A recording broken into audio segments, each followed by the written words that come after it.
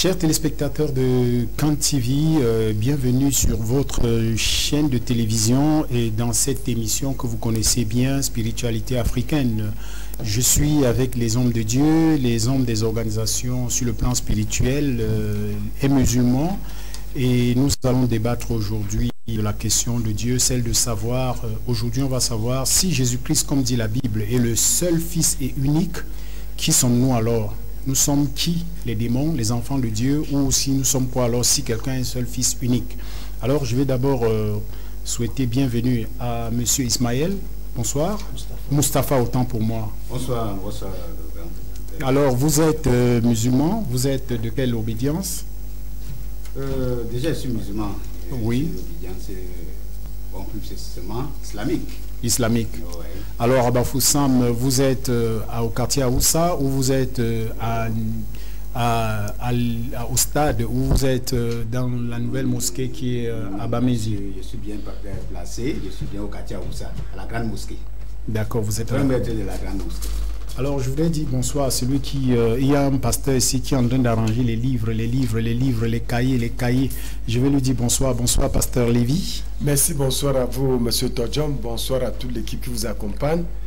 Je ne peux pas comme ça omettre de saluer mon père spirituel que j'aime beaucoup, papa apôtre Bernard Tatigné, oui, qui m'a formé. Oui. Maman Bernadette Tatigné, son épouse, maman conquérante. Oui. Je salue les co-panélistes, mon ami Mustapha, Alfred, qui est sur ce plateau, et le révérend pasteur Nono, que je salue comme ça. La République à qui je dis bonsoir ce soir, et toute l'équipe vous accompagne, bonsoir également. Et je voudrais dire aussi bonsoir au pasteur Nono qui est là. Alors, pasteur Nono, bonsoir. Bonsoir Serge, et bonsoir à tous les co-panélistes ici présents. Bonsoir surtout à tous nos fidèles téléspectateurs qui prennent du plaisir à regarder cette émission et à l'écouter. Nous sommes plutôt heureux de nous retrouver ici à vous servir. Alors, j'ai à côté de moi le Rosicrucien qui s'appelle Monsieur Mbou Alfred Cuchoueur. Alors, bonsoir Alfred Mbou. Merci à toi Jérôme, merci à tout notre panel, Pasteur Lévy, le baobab de la parole, Mustapha avec qui nous partageons souvent des débats ailleurs. Je salue Pasteur Nono avec qui ça fait un bon bout. Nous sommes toujours très heureux de venir parler de l'enseignement universel, de l'enseignement gnostique. Nous sommes venus rétablir la religion véritable, la religion universelle, la religion originelle, telle qu'elle a été prônée. Et ensemble, nous espérons que tous ceux qui nous regardent, tous nos téléspectateurs, pourront tirer profit de notre débat. Le débat, ce n'est pas un combat, c'est tout ce que j'essaie de dire, c'est dans la divergence que surgit, que jaillit la vérité. Je vais demander alors à la technique si vous pouvez me passer une petite musique de Dieu, une musique divine, que ce soit Flavor et Sema, pour nous permettre, ou encore si vous pouvez parler une musique de Mehdi avec Spirit, donc pour permettre une petite transition. Je crois que cette musique va réveiller certaines personnes, qu'on comprenne qu'on est dans un débat spirituel. Donc à la réalisation, voilà, c'est parti.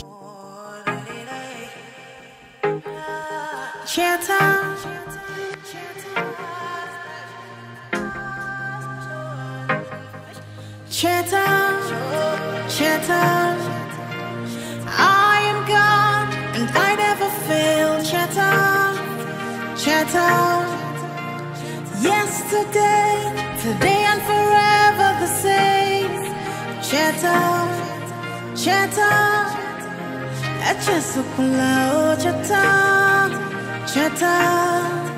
Remember.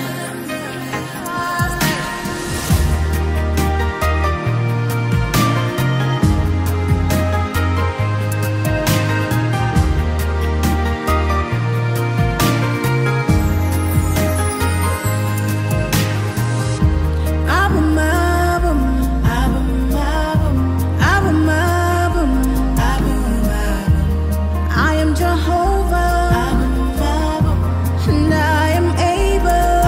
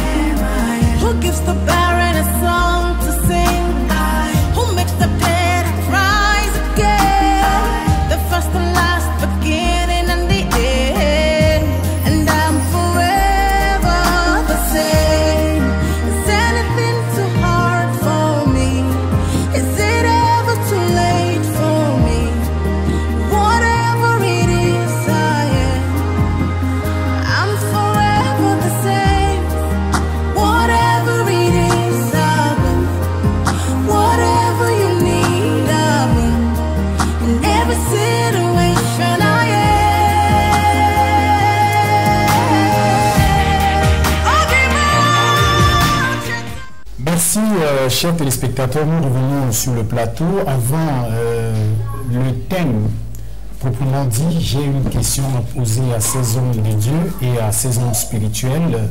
Celle de savoir, le 1er décembre est la journée internationale des handicapés. Alors, il y a des organisations, l'État se bat aussi pour accompagner ces handicapés ou ces personnes aux conditions de vie difficiles.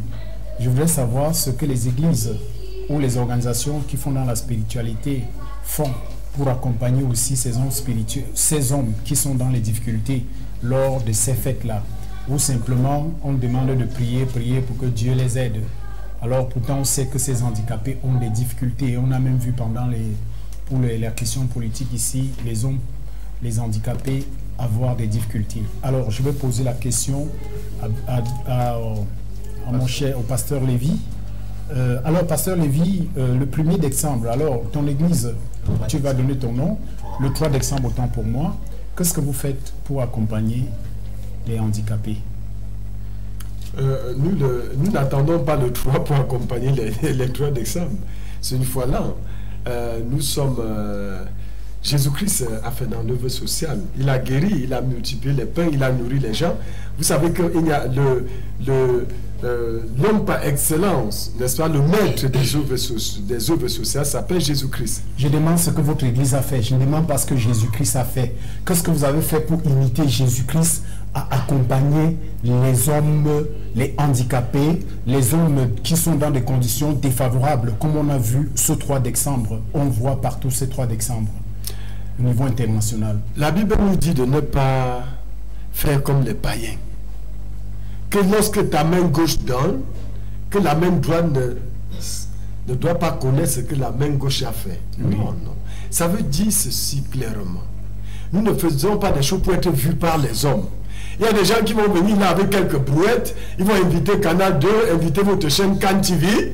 Et quand il vient là, on doit monter sa montre vision pour montrer que ce sont des bienfaiteurs. Et quand Jésus fait, pourquoi vous racontez que Jésus a fait du bien? Permettez. Vous m'avez posé une question, soit oui, répondre. Parce que vous avez on appelle ça le Trump-heure, ce que les gens font, ils n'aiment pas les handicapés. Personne ne peut aimer les handicapés plus que Jésus-Christ. J'ai cru ça, tout à l'heure, pour sortir par nous, Jésus-Christ l'a démontré. La Bible dit que partout où Jésus-Christ allait, il guérissait tous les malades. Il faisait voir les aveugles. Il ressuscitait les morts, les paralytiques. Il multipliait les pains. C'est ça les œuvres sociales. Vous avez 30 secondes. Je vous ai posé la question. Est-ce que le 3, ou d'habitude, vous avez l'habitude d'accompagner, de soutenir ces gens où vous priez? Non, nous ne faisons pas dans le tape à l'œil. Nous ne faisons pas dans ce genre de tapage médiatique que les gens font.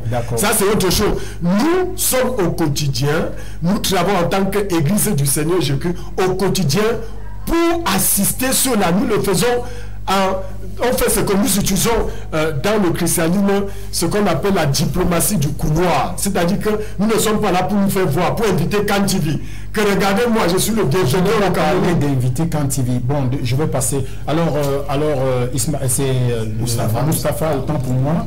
Alors Moustapha, vous êtes musulman. Est-ce que de votre niveau, à votre niveau, vous, ce 3, vous faites quelque chose pour accompagner les handicapés, que ce soit visuel, que ce soit sur le plan moteur? Merci de me passer la parole, M. Serge. Si le pasteur, nous, en présent, nous les musulmans, nous pensons pas ce jour spécial, mais nous pensons à tout le temps les personnes en difficulté, plus précisément handicapées.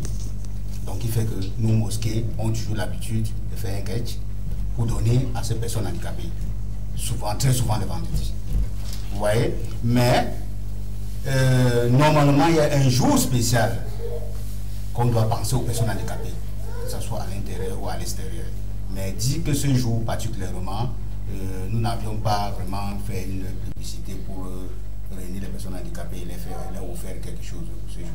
D'accord. Alors, pasteur Nono, de votre côté là-bas, est-ce que c'est l'église, le tabernacle? Oui. Voilà, au tabernacle, est-ce que à votre niveau, vous faites quelque chose pour accompagner ou pour soutenir ces personnes handicapés ces dates-là ou d'autres jours où vous évitez aussi de faire la publicité comme quelqu'un dit ici? Très bien, sans courir le risque de juger ou de condamner ceux qui font bien, je veux dire tout simplement que je les encourage. Je les encourage de faire quelque chose en cette date précise pour aider les handicapés. Mais en tant que croyant chrétien, je voudrais dire tout simplement que peu sont les œuvres visibles, les œuvres de bienfaisance visibles que l'on contemple ou constate d'ici par là, mais nombreuses sont celles qui se font dans le silence et dans le secret. La Bible nous a déjà recommandé que la vraie religion pure et sans tâche consiste à visiter les veuves, les orphelins, des personnes en difficulté. Ça fait que ce ne sont pas seulement les handicapés qui sont dans ce besoin, ils sont nombreux. Il y en a même qui sont plus dans le besoin que ces handicapés. Certains ont choisi cette date-là pour le faire, mais nous avons pour devoir de le faire autant que la situation se présente face à nous. Nous devrons agir sans attendre une date précise pour le faire. D'accord. Alors, chez vous, au niveau de la Rose-Croix, qui est une organisation de spiritualité, est-ce qu'à votre niveau, vous cherchez seulement vous aider aussi ces personnes physiques qui ont des difficultés? Oui, je suis bien là au nom du Lectiorum Rosicrucianum, l'école spirituelle Rose-Croix d'Or. Nous devons savoir que quand on est malade, ça veut dire que l'âme est malade. Parce que si l'âme est malade, le corps physique sera malade. Donc, nous sommes déjà tous malades et l'école spirituelle Rose-Croix d'Or travaille sur l'âme. Si on parvient à guérir l'âme, on guérit tous les maux. Donc déjà, le fait que le Lectiorum Rosicrucianum travaille pour l'âme, ça veut dire qu'il travaille en même temps pour tous ceux qui sont malades. Alors, ce que je voudrais dire, c'est que nous avons ce que nous appelons des services de guérison. Et concerne à ce moment toute l'humanité, tous ceux qui sont malades, pas seulement nos gens dont nous citons, tous ceux qui sont malades, tous ceux qui ont des difficultés, nous avons des services de guérison qui touchent toute l'humanité. Nous avons aussi des services de midi qui se dirigent vers toute l'humanité qui est malade. Donc, évidemment, nous disons, nous occupons de tout le monde, c'est-à-dire tous ceux qui souffrent, de toute l'humanité, parce que déjà, nous montrons le chemin de la transfiguration qui est le remède définitif, parce que si l'homme transfigure, il ne sera plus malade. L'âme, le corps et l'esprit seront guéris.